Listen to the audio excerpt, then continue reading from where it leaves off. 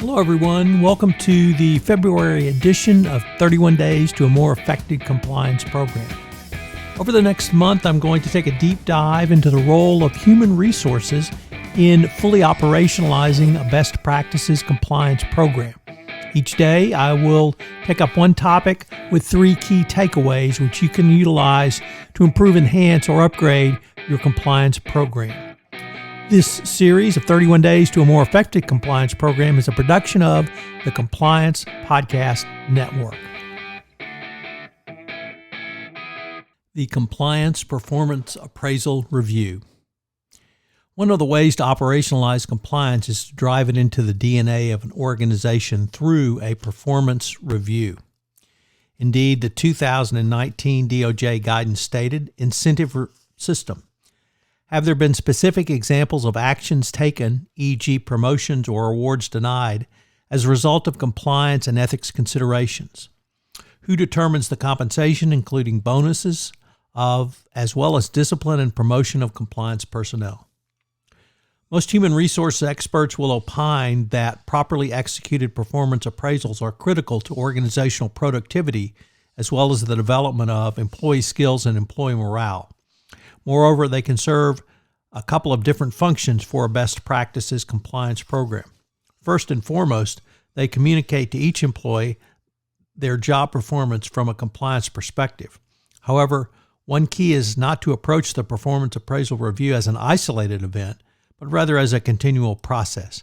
This means that instead of trying to play catch up at the last minute, supervisors should provide feedback and assess job performance throughout the year so annual reviews are grounded in a year's worth of experience.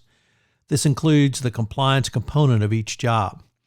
The second area performance appraisals impact is compensation. The DOJ expects that your compliance program will have both discipline and incentives, and those incentives need to be based on something. The score or other performance appraisal metrics will provide to you a standard which you can measure and use to evaluate for other purposes, such as employee promotion or advancement to senior management going forward. A 2014 Houston Business Journal article entitled 6 Ways to Make Performance Reviews More Productive provided 6 points which you can consider in your performance appraisal around compliance. I've adapted them for the compliance component of the annual employee performance appraisal. Number 1, prioritize reviews in your schedule. You should schedule the employee performance appraisal at least several days in advance rather than when a time slot suddenly opens.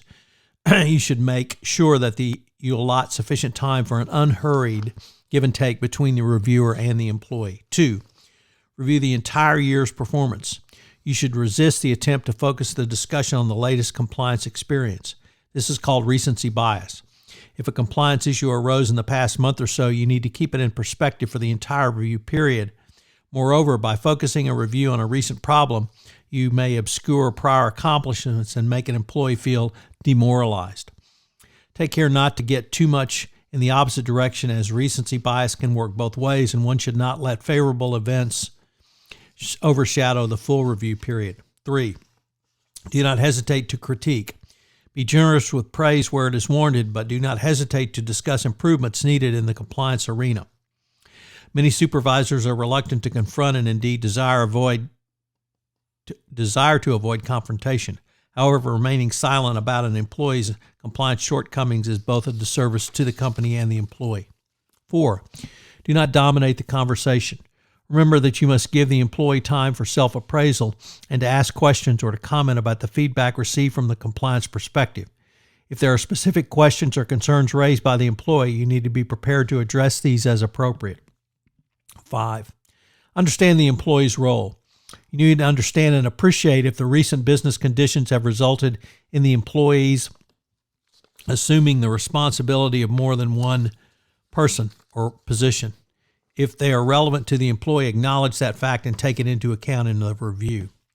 This is certainly true from a compliance perspective, as many non-compliance department employees have cross-functional responsibilities.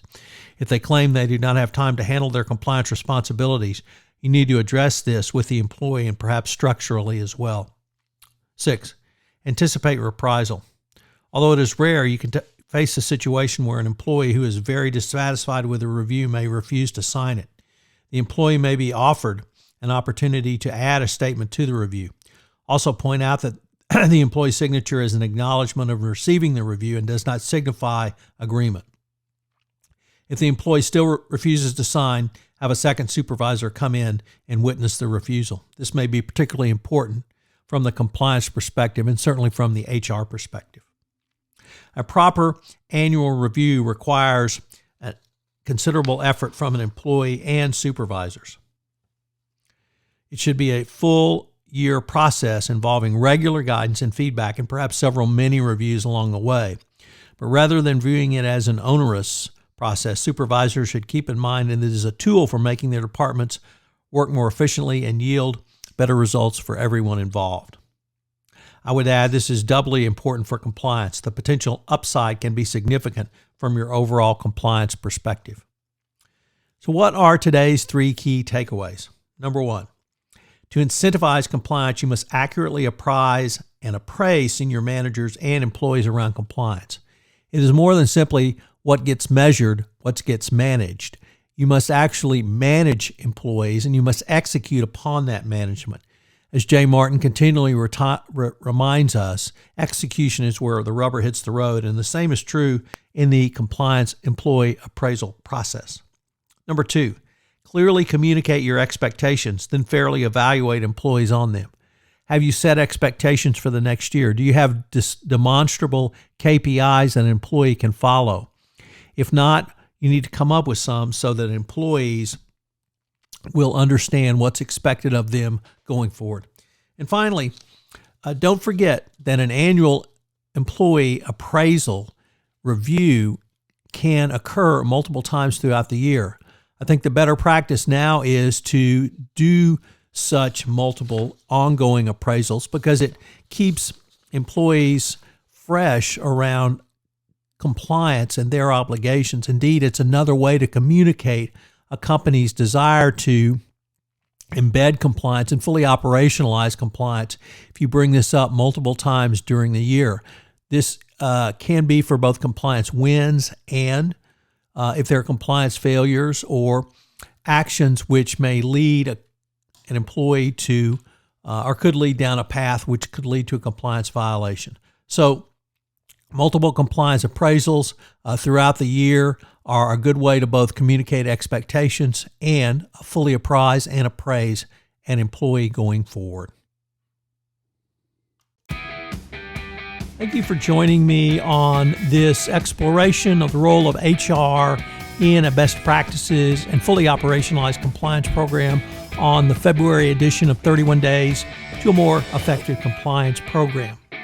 31 Days to a More Effective Compliance Program is a production of the Compliance Podcast Network. Thanks so much for listening.